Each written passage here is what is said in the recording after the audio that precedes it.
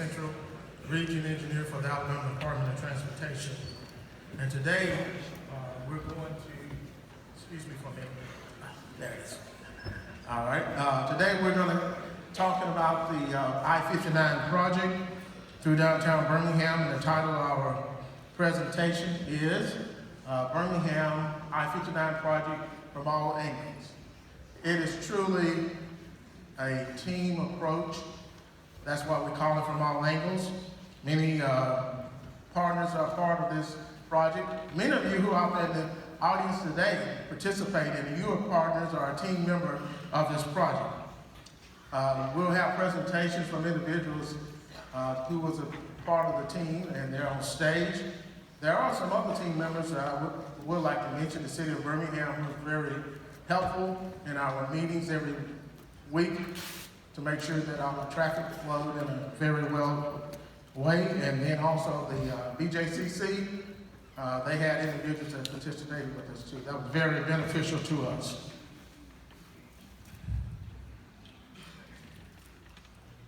What I'm going to do, I'm going to talk about just a brief history. I'm going to do the introduction and just a brief history of the project, and I'll turn it over to our other team members.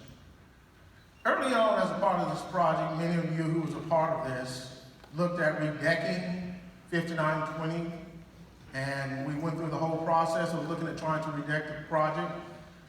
Then the decision was made to replace it. And these are some of the attributes and relative to replacing the bridge. If we had just redecked it, we would not have had the additional auxiliary lanes from Red Mountain Expressway to I-65. We would not have gotten rid of all the weaving motions that we had previously. And with the new project, it's a lot quieter and provides a lot of better facility.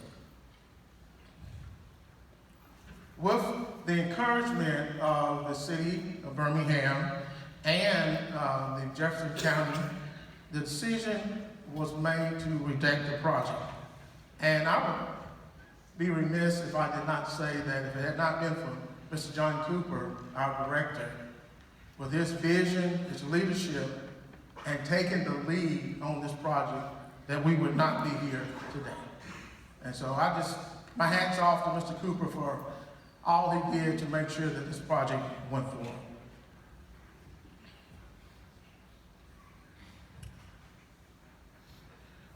In order to expedite the actual design to actually rebuild the project versus redecking, we were trying to expedite to get the project to design and to bid.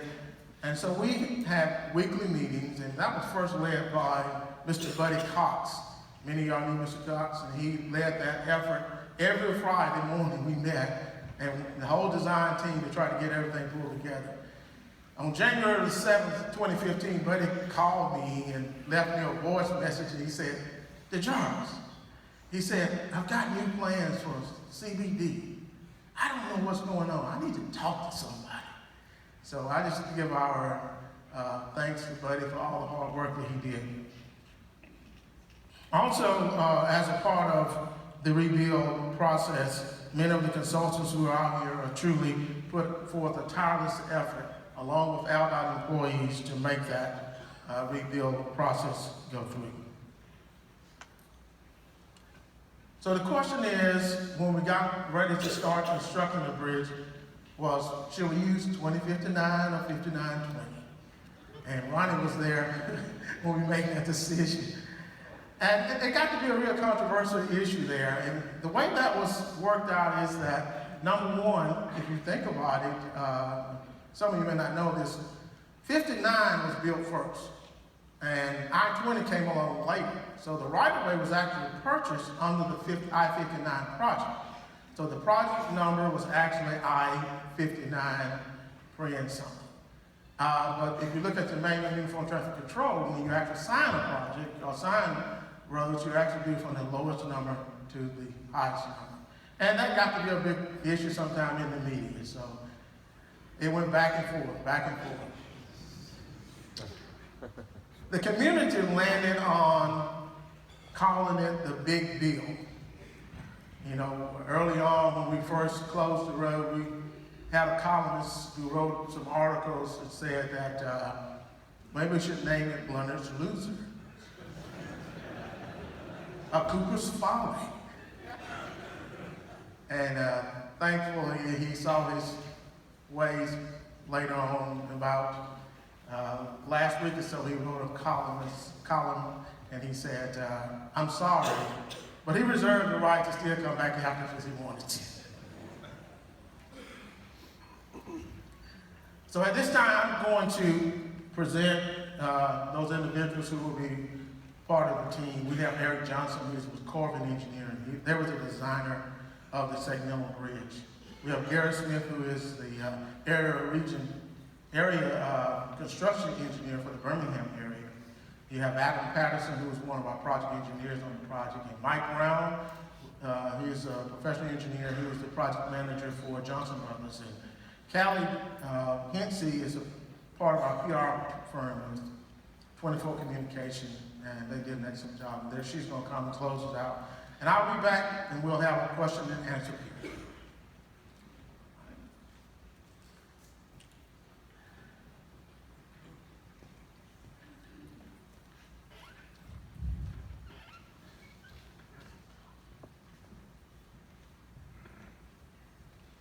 Good morning.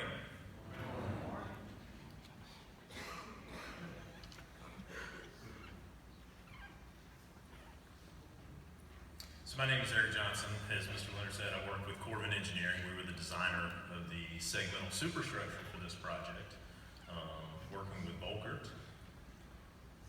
We're going to talk a little bit about this segmental option and some of the unique features about this option and how it relates to this project.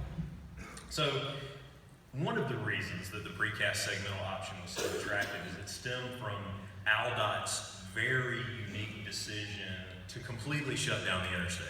So this is not a decision that is often made by other departments of transportation, but this unique decision required a solution that could be built very fast. And precasting segments off-site prior to the closure and constructing foundations were a very attractive option, as well as some other intangible benefits like increasing the span length and reducing noise. We were just having a conversation a little while ago about the current state of the bridge and the environment under the bridge and how much quieter it is. So this is kind of the concrete segmental option offered an opportunity to quiet down this very noisy area in Birmingham. So we're going to talk briefly about some of the challenges that we faced with the project, specifically related to the foundation systems. And this is downtown Birmingham is a busy area, and there's a lot going on, and you're very limited in the amount of space that you have. You're very tied in with the businesses. There's a lot of traveling public that are using other corridors and other alignments that had to stay open. So the full interstate closure of 14 months was a very rapid pace to try to construct the foundations. There's also very limited right-of-way. Tons of utility conflicts. I think every time somebody went out to dig, there was another utility that was found that wasn't previously marked. Lloyd spoke yesterday, I don't know how many of you caught that, but the varying geotechnical conditions along the project corridor required several different foundation options. So all of these challenges put together, and then to top it all off, you had very limited headroom under the existing bridge. So we know going into this that we want to do as much work as possible, but now we're limited in the amount of space that we have, and we're very limited in the amount of headroom that we have. So we want to build, and we want to do this, but how are we going to do it, right? So we selected the multiple foundation types. The contractor opted to utilize a precast column solution. So rather than fabricate the columns on site, he's going to go, and similar to the superstructure, he's going to precast as much of the substructure as possible off-site. So this is an image of some of the low overhead equipment that was used, and you can see just how tight the constraints were. This is not a typical substructure installation for a major bridge project that you see. This is a micropile drilling rig you can see operating in probably less than 20 foot of vertical headroom with this small micropile drilling rig. Obviously, the finished product for the substructure is a foundation with column dowel bars that are sticking up, And this is in place prior to the shutdown. So the contractor is able to go out and do this work before the 14-month closure, which is when, I think Mike would probably attest, that's when the heat really gets turned up, is when you shut down that interstate, right? So these elements were able to be constructed prior to shutdown. And like we said, the columns were able to be precast. So this is actually an image from the precast yard. This is your column. The columns were cast in two pieces. There's a cap segment shown here, and the actual column stem. These were transported to the project site, and they were connected with grouted couplers. So there's a reinforcing dowel bar extending out of the footing, extending out of the top stem piece, and they're all grouted together to give you a nice substructure, a nice palette to work with. So shortly after the demo, which I think Adam's going to talk about in a little bit, shortly after the demo, Mike's team's able to go out and erect all of these columns very, very quickly so the superstructure erection can start. So you have this nice wide open field to start your erection. So a couple of small facts. We've got about 1 million square feet of deck area that are comprised of 172 individual spans. Typical span lengths are about 165 feet, which is about a 50% increase in what was there before. So we're reducing the number of columns that are there. We're opening up this space. Instead of using a multi-column bent, now we're using a single pier at each location. Total number of segments after segment lengths were decided upon was about 2,316. So normal segment depths were 9 feet. That's typical for a majority of the project. And your average length for transport was about 12 feet, although they did vary plus or minus 6 inches. And one of the features that made this somewhat challenging is the fact that we had to accommodate along both the eastbound and westbound bridges, we had to accommodate exit and entrance ramps. So how do you do that? How do you widen that? Obviously, we're going from a 4-lane situation to a 5-lane situation to a 6-lane situation.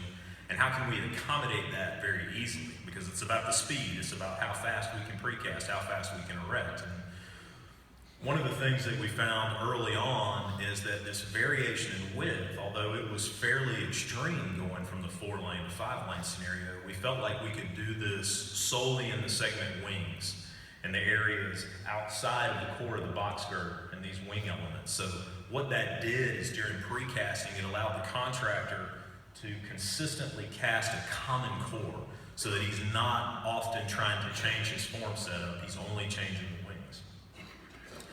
A couple of points to take away from this. You can see that each bridge movement is actually comprised of 2 individual box girders that are joined in the middle with a longitudinal cast-in-place closure port.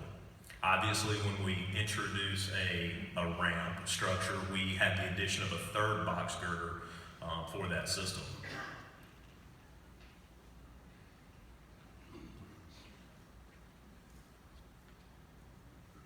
So to realize in real life what we just saw, we can see here 4 box girders. This image is actually, if I'm not mistaken, looking back to the east, you can see the eastbound structures on the right and the westbound structures on the left. The longitudinal closure pore shown here is a voided area that is yet to be cast.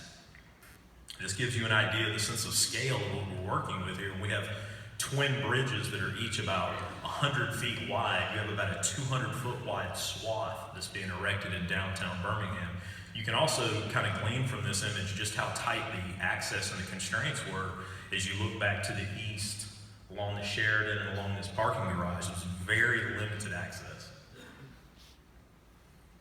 So an image taken very early on in the casting yard. For those familiar, the precast superstructure segments were match cast one against the other. This image shows a precast segment in storage.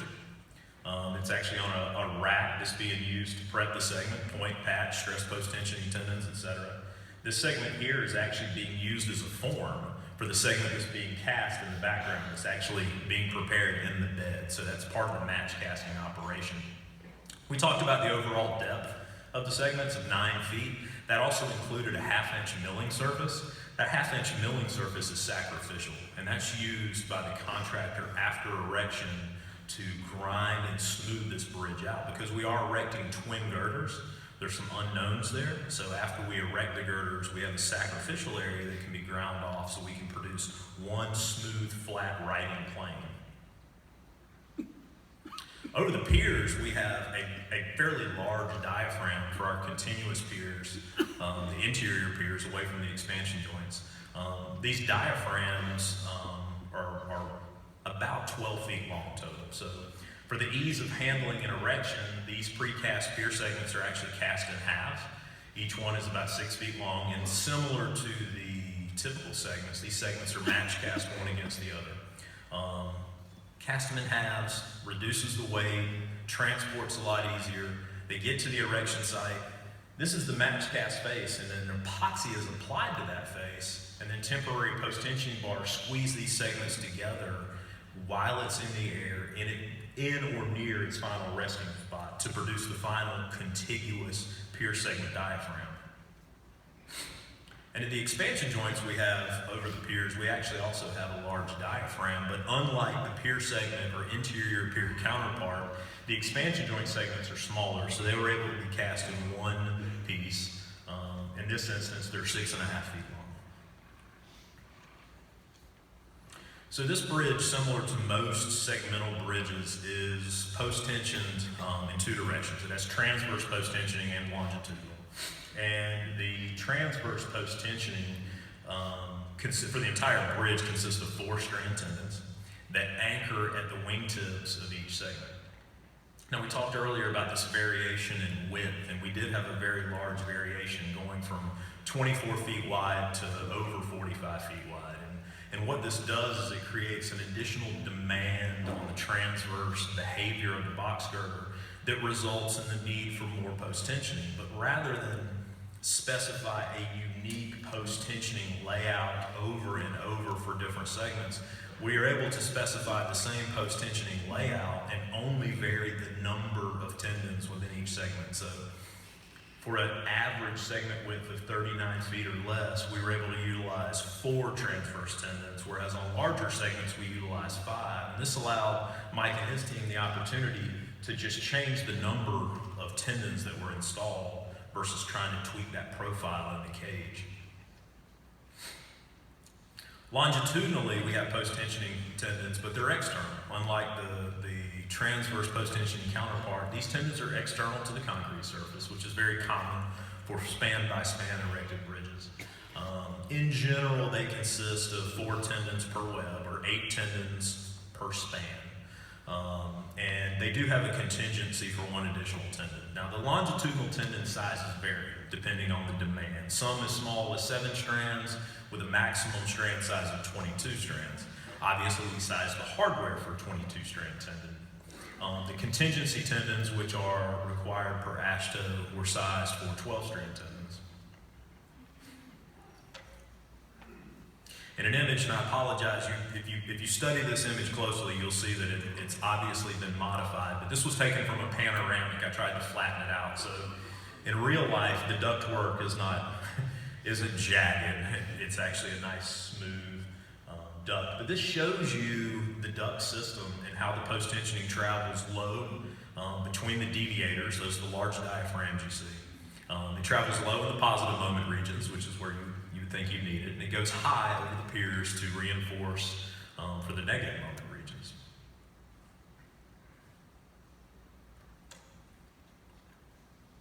So we spoke earlier about the longitudinal closure strips, and how do we handle that after we built everything? We've got to come back after each structural unit has been assembled and post-tension and erected and everything's finalized. The contractor comes back to these. Now, we did have reinforcing that extended out of the wings, and you can see that here in these stirrups that extend out across this longitudinal closure strip. In the field, after the formwork is attached and suspended by this whaler system, the reinforcing is placed. Now, each of the faces of these precast segments receive an epoxy bonding compound shortly before the wet concrete is applied. The wet concrete is placed, vibrated, and cured very carefully to produce a longitudinal stitch all the way down the bridge.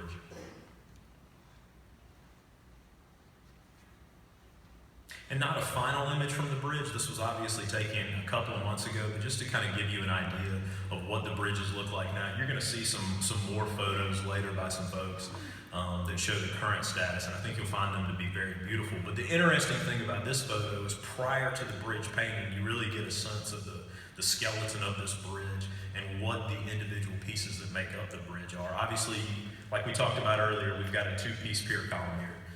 We've got a buried foundation, we've got a column and a cap piece. You can see where the connection was made, bearings, and then our superstructure segment, all being comprised and working together to form that structural span. So without further ado, I'm going to turn this over to Mr. Gary Smith.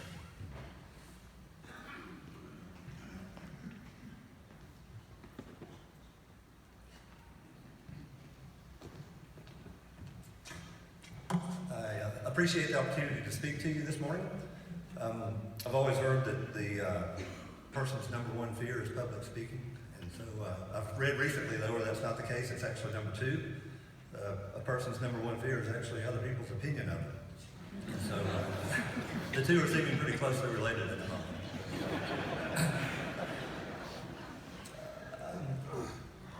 About 20 years ago, I was part of a group that got into a van, and we were headed out to do a plan and hand inspection on a project in St. Clair County, I believe. And as we drove through this interchange, this is I-65 at I-59 for those of you not familiar with Birmingham.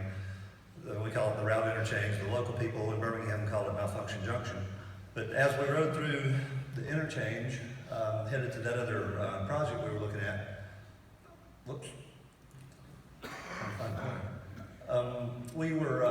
The conversation turned to the need for a project to rebuild the interchange and to improve traffic flow. And like I said, this was about 20 years ago. We talked about widening some roadways, adding lanes, widening bridges, possibly reconfiguring some ramps. And we never did talk about rebuilding the elevated interstate through the central business district, which you can see the western end of those bridges here.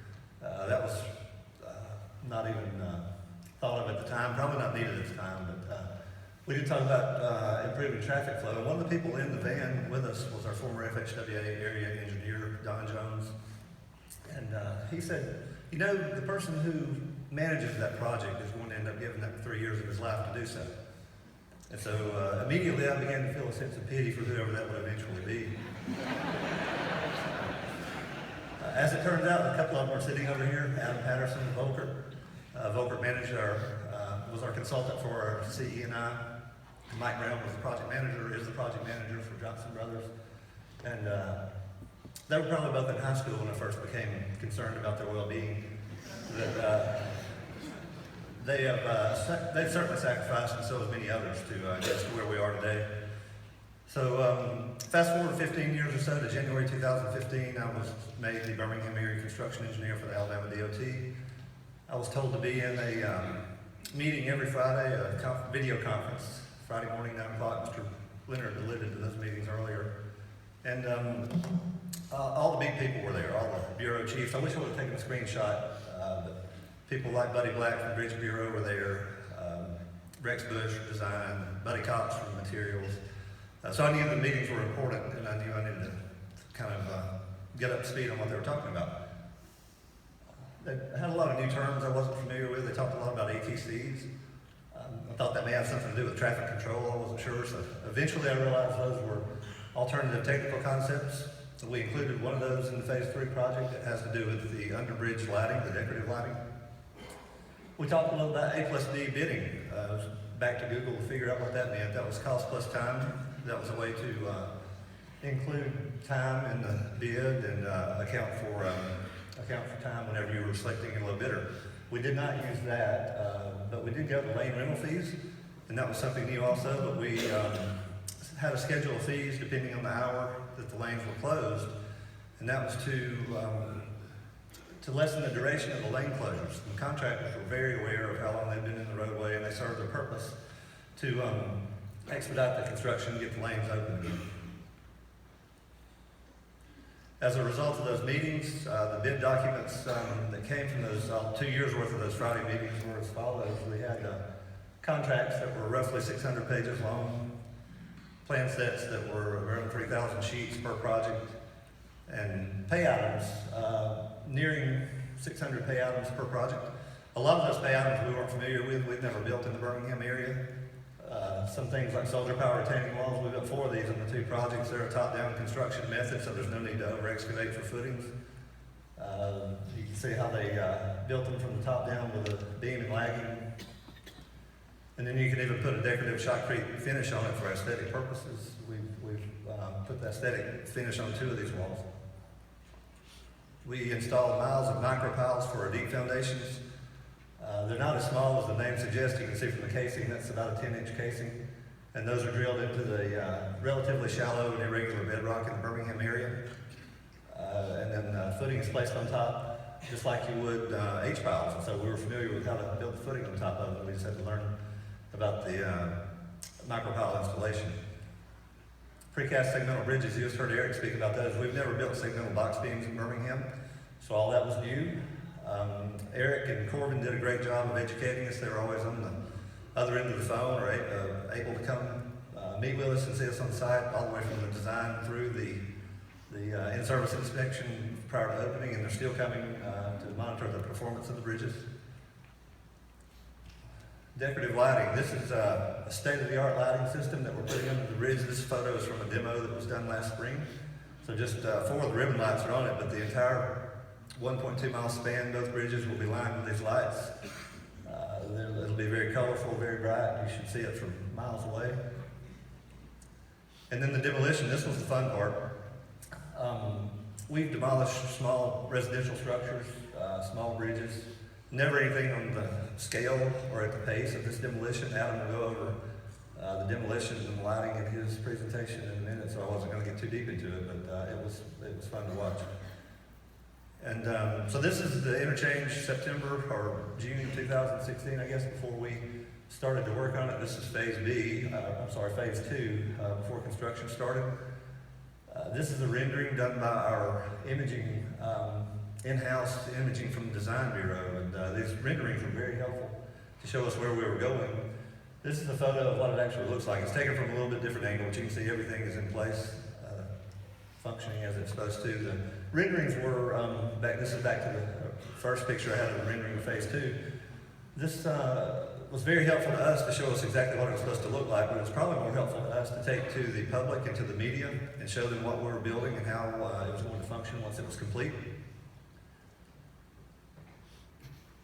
This is phase 3. This is the Red Mountain Expressway interchange with I-59. This was prior to construction. This is the rendering of what it was supposed to look like when it was finished. And this is what it actually looks like with an actual photo just prior to opening. And you can see from the rendering again, it's really, we've ended up really close to, if not exactly what we were supposed to build. Despite all of the things that we had to learn, all the terminology, and the pace of construction, which was certainly unfamiliar. It seems to be functioning as the designers intended. And then just one more before picture. This is the main line in the Central Business District. This is the rendering, and this is how it stands today. And traffic's on it. You'll see some video of that.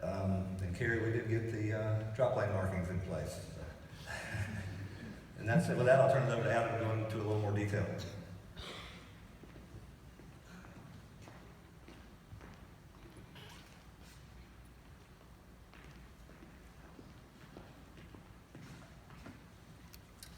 Hello.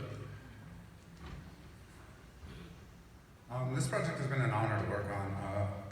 Some of the people I've gotten to work with over the past 4 years, it's kind of funny, you hit milestones in life and in your career, and this is definitely one for me, and just the people I've got to be around and learn from, a lot of them sitting on this stage and a lot out here.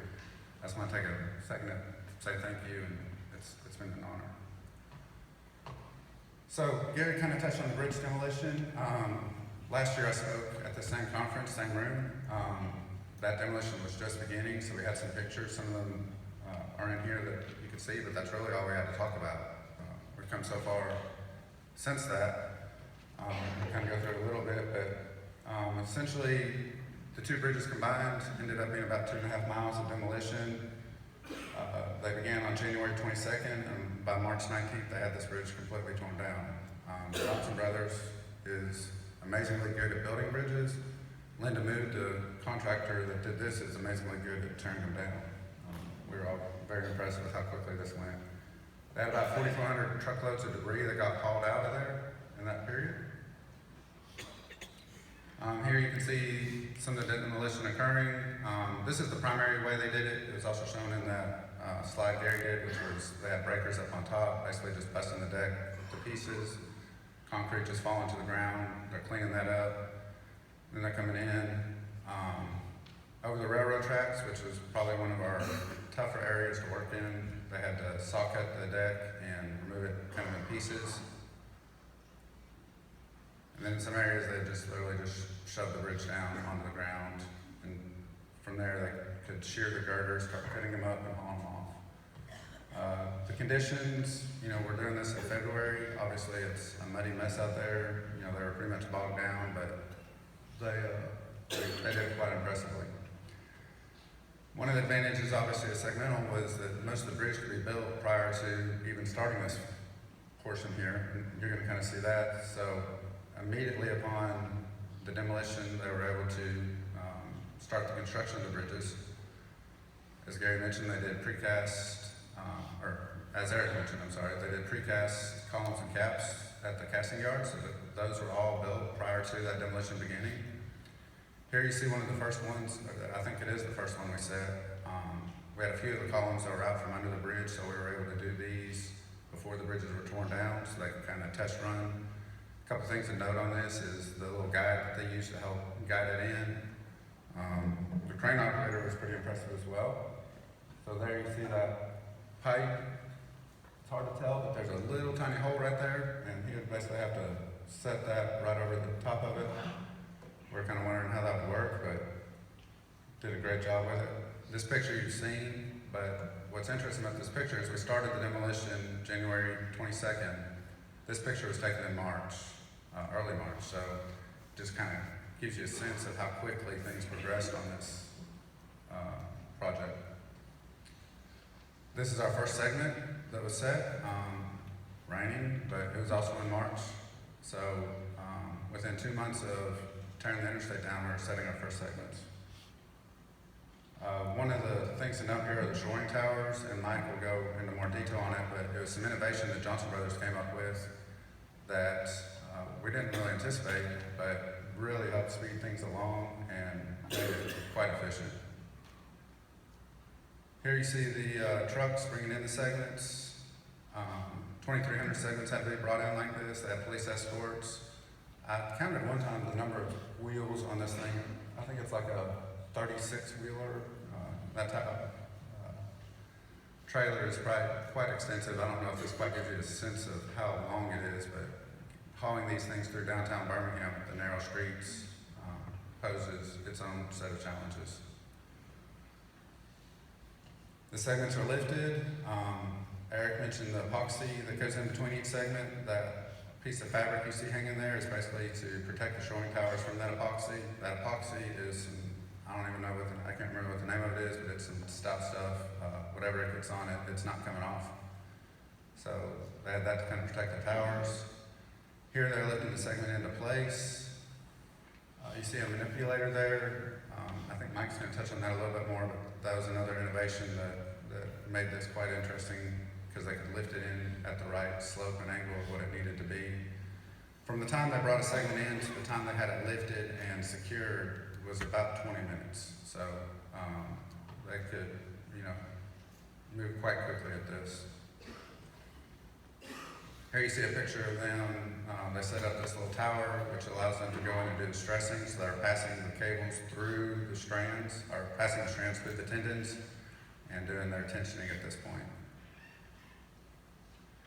These are more just kind of visual images, striking, but you can see the work on one of our headings. If you kind of look through the hole there, you can see off in the background, they've got a whole other area going. I like this image just because it gives you a sense of the scale of the project, how big it is. Here's another one kind of like it. One thing that gets lost in this is the amount of conventional bridge work we had going on at the same time. We're simultaneously, while we're doing these bridges, were simultaneously working on conventional bridges that also had to be done in that period for the ramps feeding into it. Again, you see multiple headings going on here, just the scale of what they're doing. They had 8 headings total, and you can see 3 of them here. So essentially they could work, because of the tower system that they use, they could essentially build it like 8 separate bridges working towards each other until they tied together. Pretty much all of downtown Birmingham, was consumed with this work. Somebody said, I think it was somebody with the city, said that the crane became the city, official tree of Birmingham. So we had a number of them out there. Just kind of more showing you the amount of conventional bridges that were going on. So here we have bridges 29 and 30, so these are segmental bridges, but at the same time, all these bridges that you see here are new.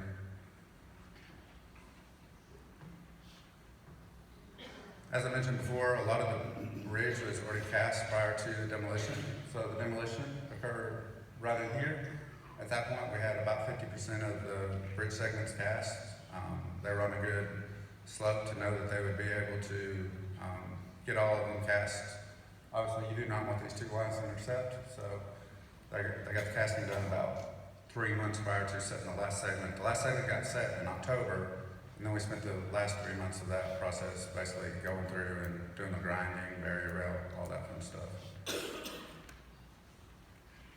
This is an image of us opening the bridge. So we opened the westbound first on the 17th, the night of the 17th, and then on the night of January 19th, we opened the eastbound around 6:30. The sun was just setting. I was able to get on a bridge and take this picture. You see the police escort bringing the cars through. So they finished 2 days prior to the deadline to get the maximum bonus. Lighting. It's kind of overlooked in the project, but it is a key part of the project. It's pretty extensive too. This is way zoomed out, but it's a CAD drawing of the fixtures and the lighting and how extensive the lighting system is on this. Here you see the track lighting that will go along, so this will light the girders from the side. They're in the process of getting all of this installed. They also have the same baffled lightings to downlight the columns. So those pictures that Gary showed you where you saw the lighting, these are the actual fixtures that are doing that. There's another picture of the same. So those are the lights to downlight the columns. These lights are all Wi-Fi controlled, and they can be changed to multiple colors, controlled centrally. These are more for the ambient lighting down below, so in the walkways and areas underneath, you see all these. Just another picture of them. In some cases, we have 2 of them side by side. I'll get into some numbers in a minute of how many. Here you can see the Wi-Fi receiver. So this is how it communicates with the central system. One thing we changed on this was some of these lights go in our conventional bridges, and we had ways to anchor them through the concrete. We got to steel girders, and we had to address how to anchor these guy cables in those. So one of the ways we came up with is using magnets. These magnets are fairly small, but they have a 300-pound pull. So there was some question on, is this something that'll work? But they have a 5% degrade over 100 years, so we anticipate that it should be a viable option. Again, they look small, but 2 of us got up there and both tried to pull this one magnet off together, and we couldn't even make it slide, let alone pull away. So we think this is a good alternative. We were looking at doing some brackets and stuff that would clamp underneath the girder. Those are going to be upwards of $250 a piece. So for each one of these magnets are about $15 a piece. So definitely a cost-effective option. Just a few facts. Back to the lighting, we've got 50, and this is just on the bridges. There's other stuff on the project, but just on the bridges, we have 57 miles of conduit, 172 miles worth of wire, 30,000 linear feet of the ribbon lighting, and those round fixtures that you saw, we have 820 of those. So the lighting is now our critical path. It's the longest thing that it's going to take us to finish, and it's fairly extensive. bridge painting. This picture is fairly recent, so you can see right there where we haven't painted. But we've got over 1.5 million square feet of painting, which calculates to be about 32,000 gallons of paint to be done on these. So, just the scale of it again. Approximately 10,000 or 100,000 cubic yards of concrete, which is enough to do a 5-foot sidewalk from Birmingham to Little Rock, Arkansas, went into these bridges. 22 million pounds of steel. So, we got a mixture of 5, 4, and 6 bars in this bridge. So I used the number 5 bar length to calculate, but that comes to about 21 million linear feet, which is almost 4,000 miles, which is enough to go from New York City to Oakland, California, and then back to Springfield, Missouri, if you took that steel reinforcement and stretched it end to end. So all that got put out there in just over 1.5 years, if you count the substructure. Foundations, we had 51,000 linear feet of H-piles, 20,000 linear feet of micropiles, and 4,600 feet of drill shafts. Most of this, as was mentioned, got put in prior to the bridge being demoed, probably about 60-70% of it. Some of it they couldn't get to until they demolished the old bridge.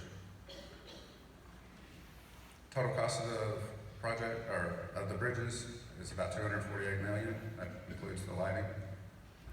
And this is a video. This is kind of what I'm going to close with. My first time seeing it, but we're on 5920 going east. We're kind of about a mile outside the project right here. We're actually coming up into the interchange, so this would have been the phase 2 project. Just to recap on it, Granite Construction did it. It had a cost of about $210 million. So going eastbound on 5920, you can see that's Bridge 9, which is the flyover coming out of downtown to take you on 65 South. Here you can see the new ramps that we built. These are taking you off into 17th Street. There's the new ramp that was built to access 5920 going westbound. And now we're coming up to the bridges. One thing to note is, as we're kind of riding through it, is just the curvature. It was a lot of variation in cross slope as you go through this, rolling in and out of transitions. Just the amount of engineering that went into that, even on the construction side where they're having to calculate their as-built. There you see the off-ramp at 17th Street that was newly constructed, and now we're on the bridges themselves. I think this does a really good job of illustrating just how tight the working conditions are. You see buildings pretty much on both sides encroached. So just getting the cranes, organizing, just the amount of planning that Johnson Brothers had to do to get this, figured out before we ever started. You see it all on paper and you think it's gonna work, but at the same time, you don't know until you put that shovel in the ground and get into it. Standing up here now, I remember all the good days, but there were definitely some days we had out there where we're wondering, is this gonna work? Are we gonna be able to do it?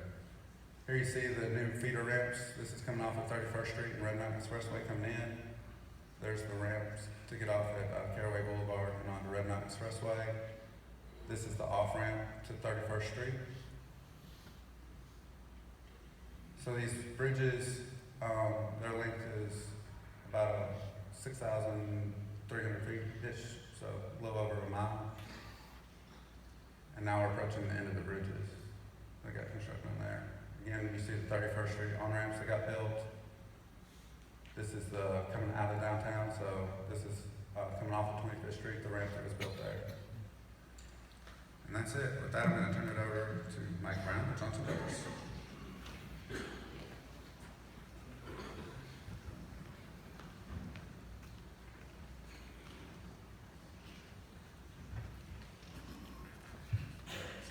Good morning.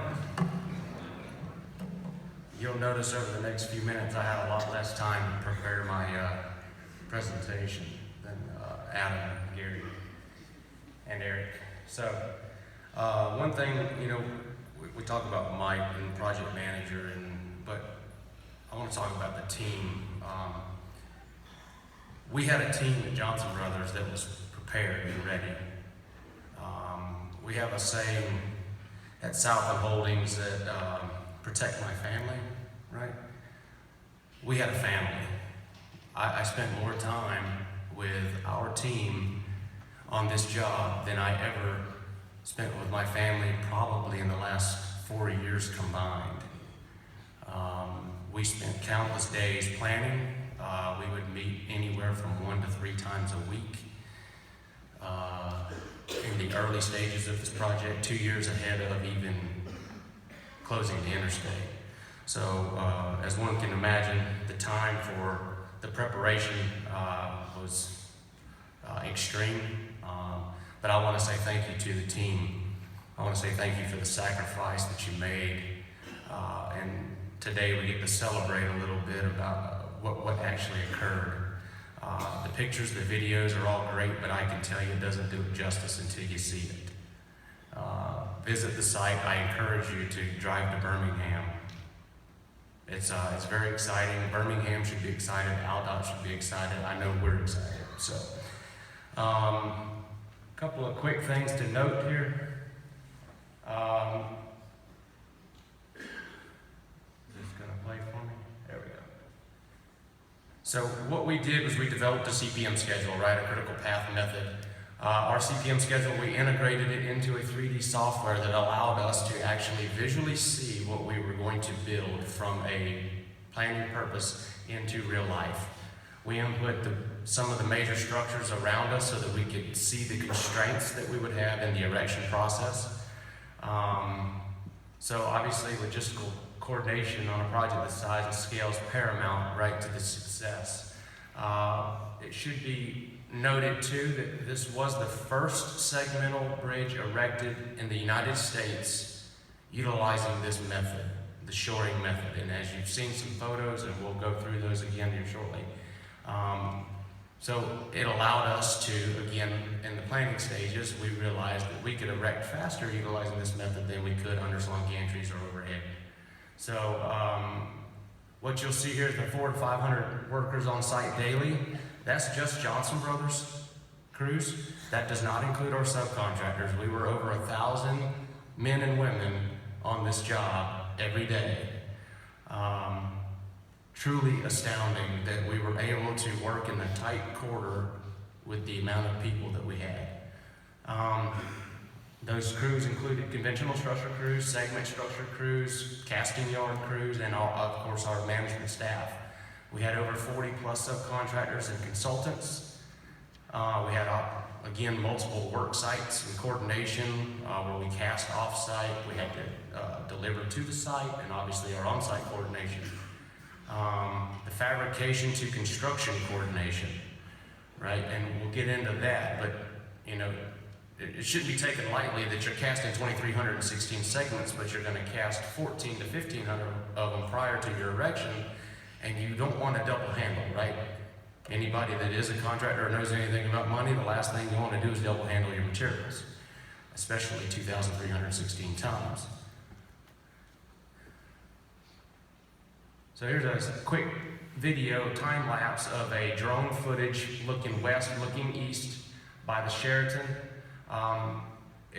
You can really see the magnitude of the project, the pace of the project, and ultimately the coordination. You know, again, proud of our team. You know, we had a group of men and women that were extremely intelligent, devoted,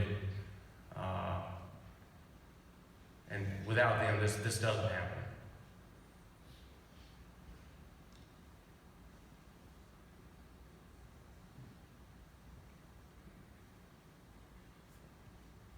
A little awkward silence, but I don't want to take away from what's actually happening. This is okay. So our subcontractors and suppliers, consultants, again, with the amount of people and entities that we utilized. VSL was one of our consultants and subcontractors that we utilized. We had meetings, like I said, 1 to 3 times a week prior to the erection. That included Switzerland, people from Switzerland that obviously have been very in tune with segmental bridge construction design. Those folks work for VSL. They also did our post-tensioning on the site and at the casting yard. McKinnis did a lot of our conventional work and our segmental foundation work. Scott Bridge did a lot of our conventional work as well. Russo did our drill shafts, micropiles for both conventional and our segmental bridge. Linda moved demolition as Adam hinted, but if you really want to be impressed, watch a group of guys put 40 excavators on top of a bridge deck and rip it down in 56 days, and it's pretty astounding. Abramson been an instrumental aspect or vital part in our project. They've did all of our barrier walls, some retaining walls. There's a couple not noted on here, and I'd be remiss to not name them. Dunn did all of our paving and will continue to do our paving in the final stages here. And Stone & Sons. We hinted at all the lighting, the electrical package. You're talking about a $50 million lighting package, which is bigger than most of the projects in the state. Just the lighting is over $50 million. So Stone & Sons, kudos to those guys. They're there now installing the lighting. So, and McNary Bergeron and Associates, again, in the planning stages, these guys were instrumental in our success. And I would say that Mr. Eric Corbin can attest to the effect they had on the project and the success that was attained. So we talked about it a little bit, but so initially the design of the bridge was a cast-in-place substructure that included the columns and caps, all foundations. During our planning processes, we decided, let's take an avenue and see if there's a way to precast the substructure. So we tossed around ideas for weeks, and we finally decided that we might have an option. So we had some consultation with Bridge Bureau, with Volkert, and we decided that this method of casting would work. And so you can see all these couplers, right? All these couplers are on number 11 bars. Again, the pictures don't do it justice. Very large couplers. The rebar was cast into place with steel plate templates to ensure alignment within 1/8 of an inch in all bars. So what it did for us, obviously, is it minimized casting time. It maximized the efficiency of our form work. It maximized our manpower utilization. It minimized the equipment needed, especially during the closure period when, again, we've already talked about and you've seen the constraints are very tight. Minimized the on-site construction traffic, right? No concrete trucks come to the job. We've precast them in our casting yard now. So a column, we could cast 3 columns every day. We could cast 4 caps every day. So if you're on the site, right, that's 3 pieces of formwork for a column, 4 pieces of formwork for a cap. If you're on the site during the closure period, you have anywhere from 15 to 20 pieces of formwork for a cap, and probably anywhere from 12 to 15 pieces of formwork for a column, saving you probably 3 to 7 days per piece. So you can imagine again the time that it would save us during this period. We could erect an entire pier. I say pier or bent. You saw most of these were 4 wide. So we could erect an entire bent, columns one day, caps the next day. So we had 2 days and we could have an entire bent erected in place, ready for segment placement.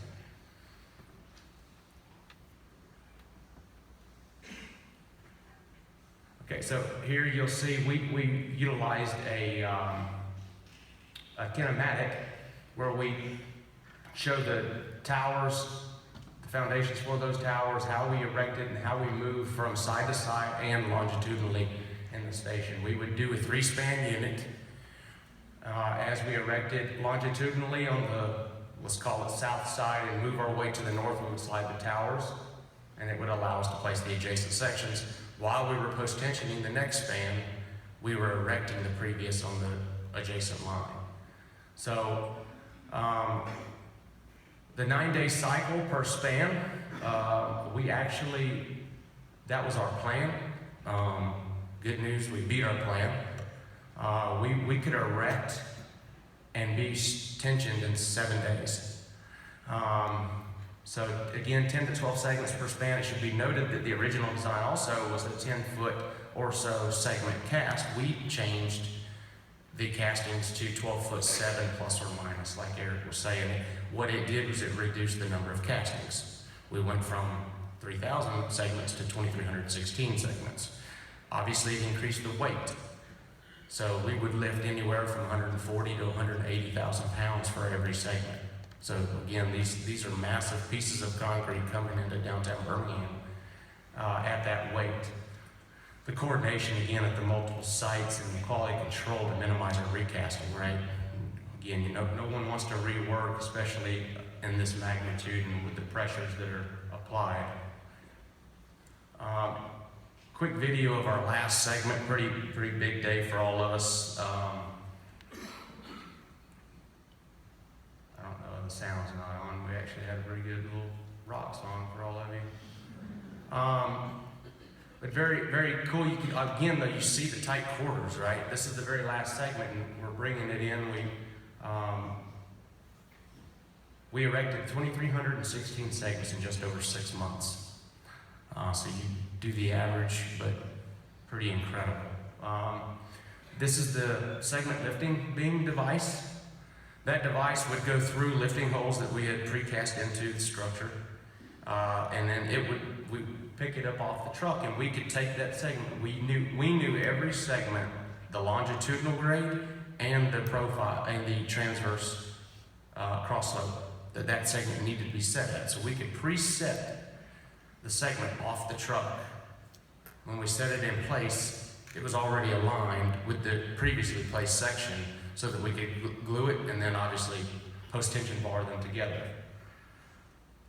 Makes it much simpler because you can do it on the ground level, right, not in the air. Again, this is time savings, safety savings. Into the casting, again, I know you've heard it, but 2,316 segments, 12 casting cells. We had 8 typical segment beds. We had 2 pier segment beds and 2 expansion joint beds. We averaged 20 plus segments delivered to the site. There were some days when we have best 30. And as you can imagine, downtown Birmingham, first off, with an interstate closed, was not exactly calm. So we would have to utilize the local deputies, and they were essential to the timely delivery. We had to have timely delivery of the material, or else we don't meet the schedule. We could make a round trip with a segment in one truck in just over an hour. And we would run 6+ trucks a day. So again, there were days where we got 30 segments delivered and erected to the site. This is just a quick overview of the planning. Again, I went into the CPM schedule, right? So we get into the erection aspects of this. As we're planning the erection, you obviously are on the back end trying to plan the casting. You cast in the same order in which you're going to erect. Well, we had 6 headings. During our planning processes, we said, hell, 6 headings ain't going to work. We're going to pay the state $250,000 a day. So we changed to 8 headings, which obviously drove cost up a little bit, but it saved the time. With the risk involved, we did so, and clearly it worked out to our favor. But what we did, we would have an overview. We had 2 storage locations, one at the casting yard, one at the coke site. We called it the coke yard. So what we would do is we would map every segment. Every segment has a serial number, right? And basically a birth date associated with it. We could determine where every segment needed to be placed after it was pulled from the casting bed, set into its storage location, again, so that when it was time to erect it, we grabbed it, put it on a truck. Again, minimizing the handling. As you can imagine, every time if we touched a segment, picked it up, it would cost us close to $1,000 just to go pick it up. Okay, so that's not including the time that it takes to transport it, move it, unhook from the rig, So, again, we begin the casting and the order of the erection of the headings. The storage sites were carefully designed to accommodate most segment speeds will allow for the one movement. Some lessons that we learned, traffic management and coordination with ALDOT. The front end conversations that we had in coordination provided obviously a more informed public and obviously less frustrated, or as little as we obviously could. There were still, everybody's not going to be happy. We met a few of those people. So the alternate route coordination for the traffic, but not just the traffic for us, right? We still have to build the job. So it was obviously very tough, but I will say that the coordination that the Jarvis and the team had with our local authorities and public relations, astounding. The trucking and team coordination for the headings, again, as I said, we had 8 headings we're erecting simultaneously at all 8 headings at any given point in time. The coordination that we would have to have with our trucking, so we did our own trucking too, just so everybody's aware. We did not sub that out. That was a self-performed item. We owned all of those pieces, and it allowed us to control our schedule. Again, with the risk associated with this, with an uncapped liquidated damage of $250,000 per day, you can imagine that you'd probably be a little nervous, so you want to control as much as you can. The casting yard maintenance. It's hard to explain the amount of fatigue that a form sees over time casting a segment every single day. We would turn a segment every day in every bed. So you can imagine those wings that you saw, the wing forms would have to come down, the center form would have to hydraulically close and open. So fatigue was a major concern, especially as we progressed into the latter half of the castings. So we were making modifications and repairs every single day on almost every single bed. So couple quick little tidbits here too on the equipment. Johnson Brothers alone, we had almost 500 pieces of equipment on the job during the closure. Again, that's just us. That's not including our subcontractors. We had over 4,900 activities on our schedule. So hats off to our scheduler and updater and the reviewers, because that's no small feat.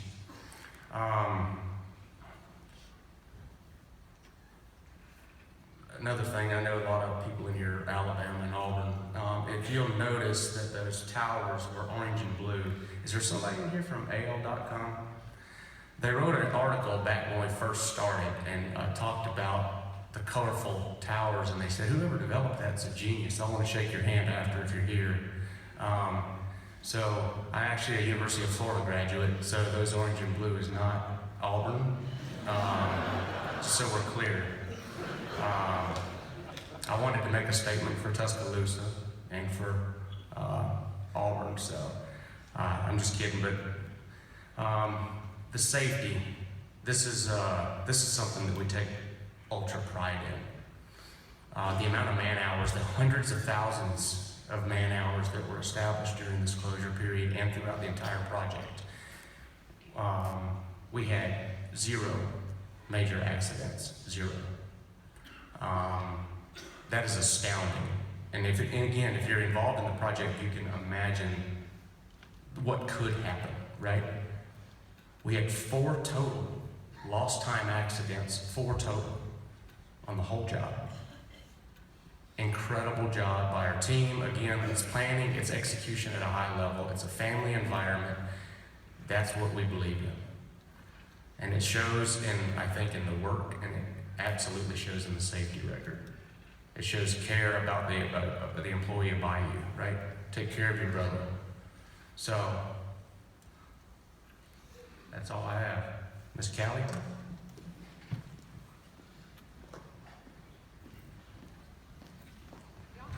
Lapel mic, can you hear me?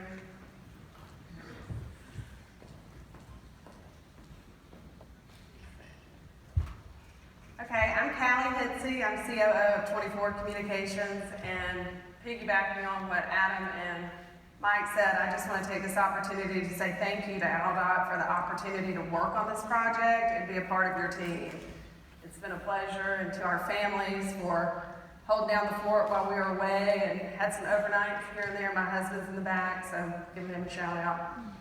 Anyway, getting into the public relations component of this, one of the first things that we did in working alongside the Birmingham team, Public Information Officer Linda Crockett and Mr. Leonard, we felt like it was important coming into phase 3 and in anticipation of the closure, which there was a lot of talk around the closure. We wanted to create a centralized resource of information that we could drive all of our messaging to, that would have the detour routes, easy to find, easy navigation, the time-lapse videos, the media gallery, and all of the information about the closures, because those were changing at a rapid pace. So we came into the project, one of the first things that we did was we redesigned and rebuilt the project website.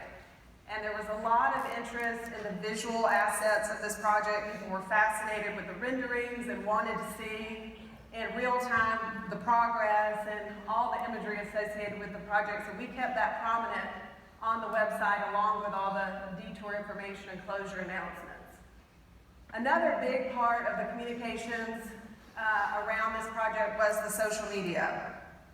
So during phases A2, they had Facebook and Twitter. We came in and we added Instagram to that mix because we wanted to be able to post imagery, which we knew people were very engaged in. And another thing that we did, which was critical, I think, to the success of our communication with this project, was we actively engaged with users on social media.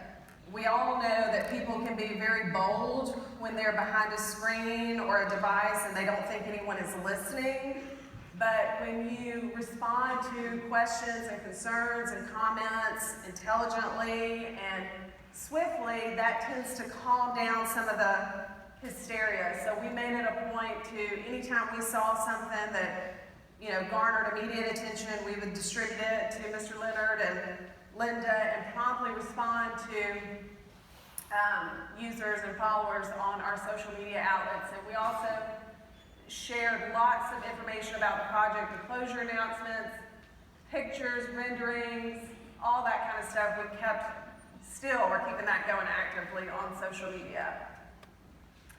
When we came into the demolition of the bridge, this was an example of just how actively engaged people were on our social media channels. This video of the demolition basically went viral. We reached over 700,000 people with this video.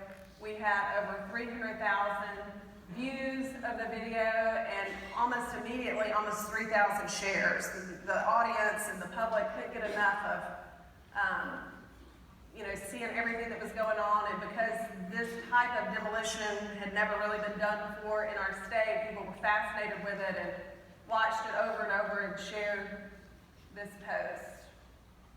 Another critical component to our communication success, and I think this is a testament to the relationships that ALDOT has with the media, and Linda and her team and Mr. Leonard, we used paid media to get the word out about the closure on TV, radio. We did geo-targeting with Alabama Press Association and Via Media, and we'll look at that when we get to the slide that talks about some of the communication challenges around the project. We had all different types of audiences that we needed to communicate with. So you had commuters, you had out-of-state travelers, you had people that were in the circumference of the project, from Tuscaloosa to Gadsden, Huntsville, Montgomery, that we constantly needed to get our message to. So we deployed different tactics there, and we utilized the local talent on the paid media outlets to help disseminate information, which was a very helpful tool because the Birmingham audience is familiar with these spaces. So that was something that we did throughout the campaign, all the way up to the reopening, because people have short-term memories, so you have to constantly remind everyone where the project is and the closures and messages that we needed to get out. These are some of the examples of the media that we use.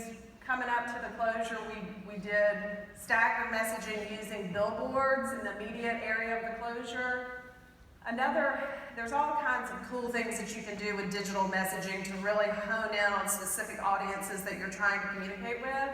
So we used geofencing ads and geo-targeted digital ads to talk to the various audiences that we needed to reach. So for example, the trucking community, we needed to message to them about the closures and detour routes and try in as much as we could to keep them out of the closure area and specifically out of the surrounding neighborhoods. So we geofence, which means literally you draw a circle, if you will, around the truck stops, the way stations, rest areas, that kind of things where we knew there would be high volume of truckers, to serve up these digital display ads to their mobile devices, which was very effective. Earned media was a big, big piece of this. Mr. Leonard and Linda, they did interviews every single day, or still doing them pretty much weekly. So we had earned media coverage, TV, radio, print, and digital. The interest and fascination around this project, the media was all over it. We also held monthly media briefings via GoToWebinar. So each month we would do a presentation to the media to update them on where we were to with the project, show them images of the current construction so they could take that back to their stakeholders and help get the message out in that way.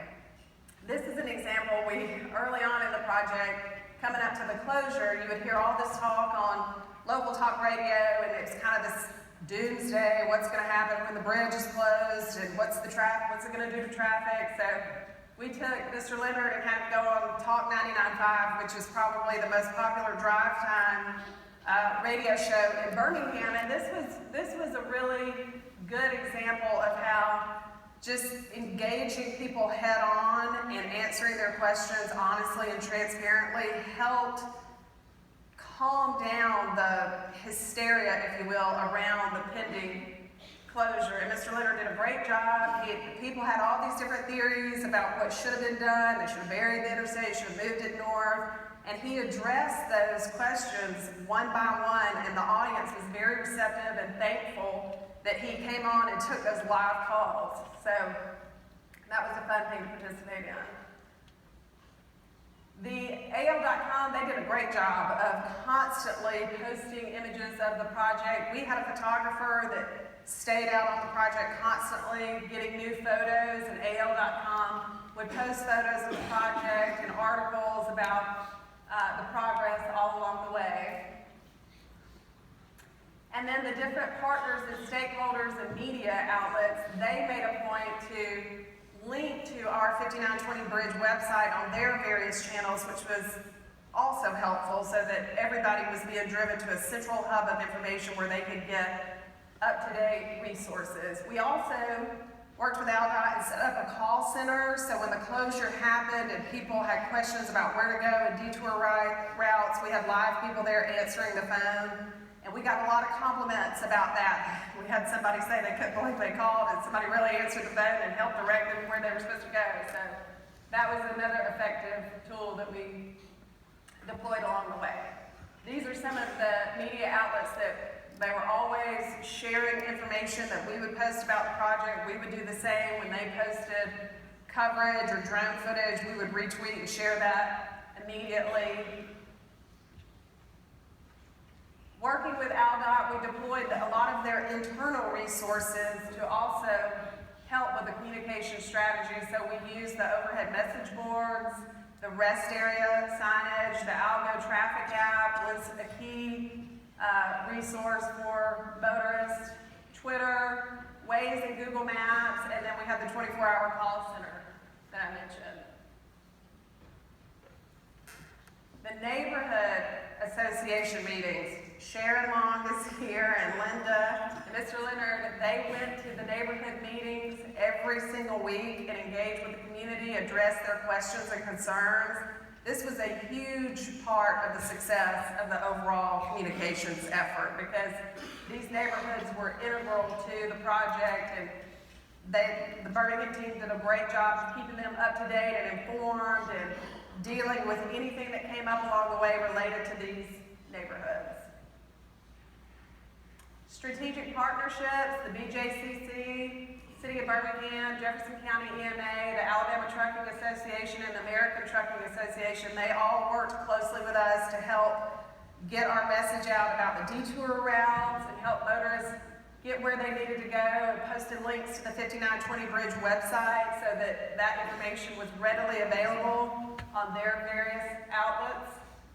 Here's an example of the BJCC website where right in the main nav bar, they had a drop down where it linked to our website so their concert goers could quickly get information about the detour routes that they needed to take. And this was, when the closure first happened, there was a huge Metallica concert. And so we were nervous about how that was going to go because it was a huge crowd of people coming in, and it went as smooth as possible. So this was a great alliance for the project.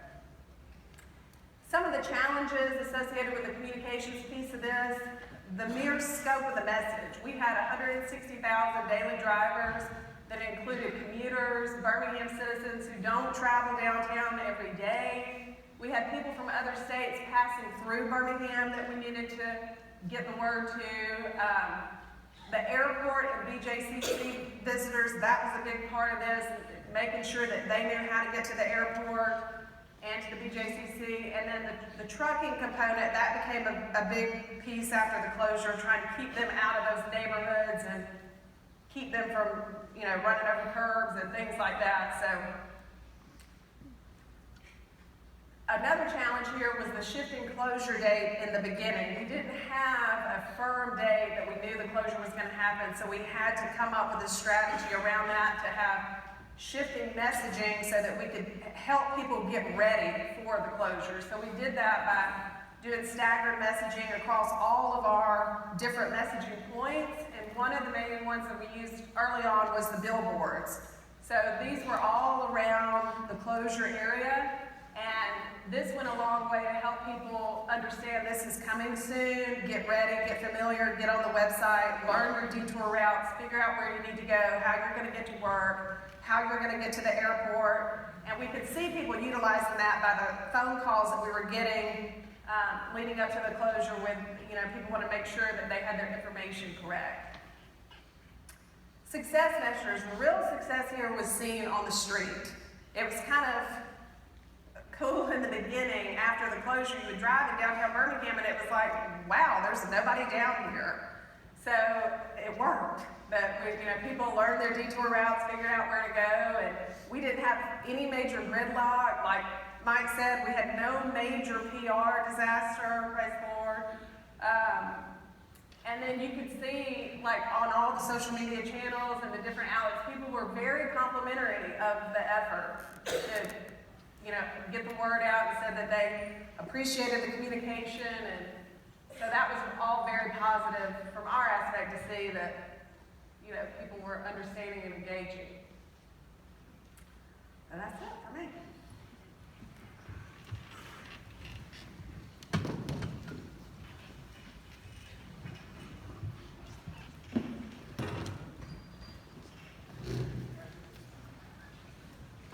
As you can see, this was truly a team effort, and we want to thank each one of our panelists for being such great presentations and for the hard work that they did. I'll give them a round of applause.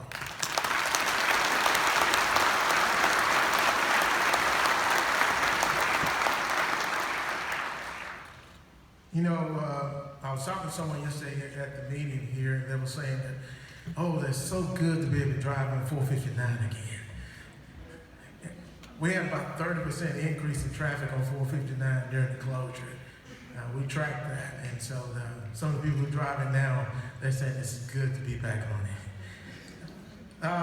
Another thing that the governor came up to get a photo shoot with us one day, one Friday, and she stood there and she watched.